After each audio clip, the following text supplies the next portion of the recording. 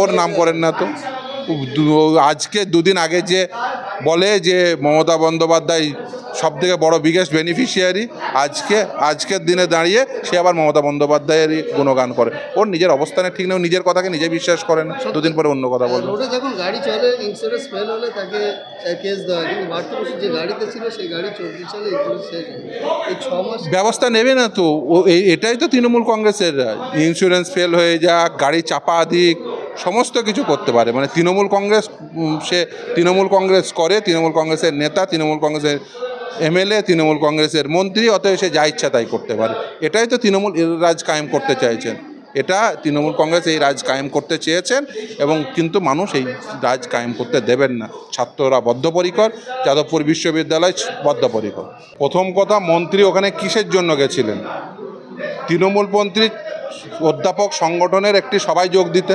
আচ্ছা, মধ্যম গ্রামের তৃণমূলের গুন্ডার যাদবপুর বিশ্ববিদ্যালয়ে কী কাজ?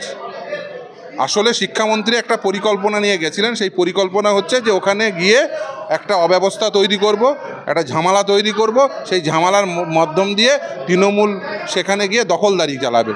এই দখলদারি করতে পারছে না বলে যত গোসা যাদবপুরের ওপরে। আর যাদবপুর বিশ্ববিদ্যালয়ে শিক্ষামন্ত্রী, তিনি তার বিশ্ববিদ্যালয়ের অভ্যন্তরে একজন ছাত্রকে পিষে দেবেন, পিষে মারার চেষ্টা হবে। আমি মনে করি ওর ইমিডিয়েট ওকে গ্রেপ্তার করা উচিত এবং ওর ব্লাড স্যাম্পল টেস্ট নেওয়া উচিত যে ও সেই সময় প্রকৃতস্থ ছিল নাকি অপ্রকৃতস্থ ছিল।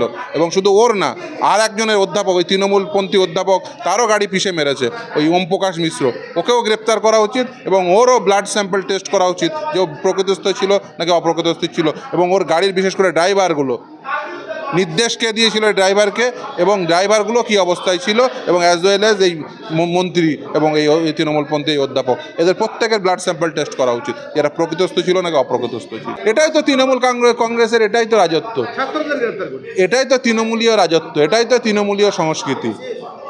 তৃণমূলের পরিচয় দিয়েছে যে অপরাধী তাকে বাঁচাবে এবং যে ভিকটিম তার বিরুদ্ধে ব্যবস্থা গ্রহণ করা হবে।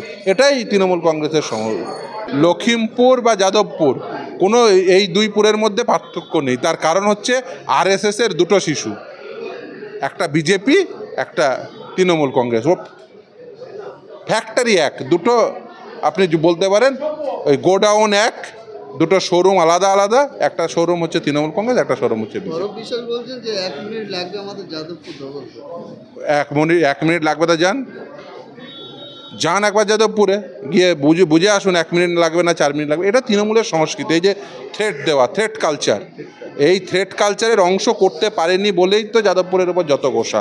দেখুন, গণতান্ত্রিক পরিবেশ রাখতে চায় না তৃণমূল কংগ্রেস বলেই তো তারা না ওই কলেজ বিশ্ববিদ্যালয়ে ভোট করান, না পঞ্চায়েতের ভোট হতে দেন। আপনি দেখবেন পঞ্চায়েত ভোটে কি হয়েছে।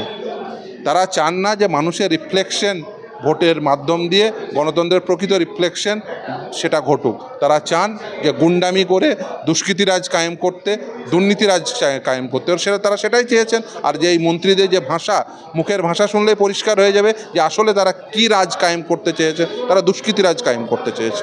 কারণটা হচ্ছে তৃণমূল কংগ্রেস ওখানে এখনো পর্যন্ত থ্রেট কালচার চালু করতে পারেনি, এটা পরিষ্কার।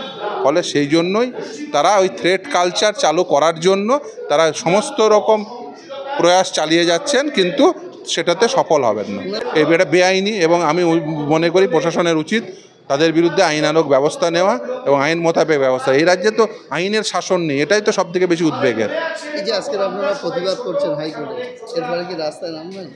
দেখুন, রাস্তার লড়াই চলবে, আদালতের লড়াই চলবে। ওই লড়াই গণতন্ত্রের একটা অংশ। এই গণতন্ত্রকে শক্তিশালী করতে গেলে রাস্তার লড়াই যেমন থাকবে, অ্যাজ ওয়েল এজ আদালতের লড়াই লড়তে হবে। ফলে ওই লড়াইয়ের মাধ্যমে ইচ্ছিত লক্ষ্যে পৌঁছানো যাবে। আমরা জানতে পারছি যে একে একে সব ভিতু ভয়তে আছে যে কাকে না কাকে গ্রেপ্তার করে, ইতিমধ্যে একজনকে গ্রেপ্তার করে, তাদের পাশে কি আইনজীবী? অবশ্যই আমি সবসময় ছিলাম নিপীড়িত, বঞ্চিত চাকরি প্রার্থীদের সঙ্গে ছিলাম, ছাত্রছাত্রীদের সঙ্গে সবসময় ছিলাম, এখনও আছি, ভবিষ্যতেও থাকবে।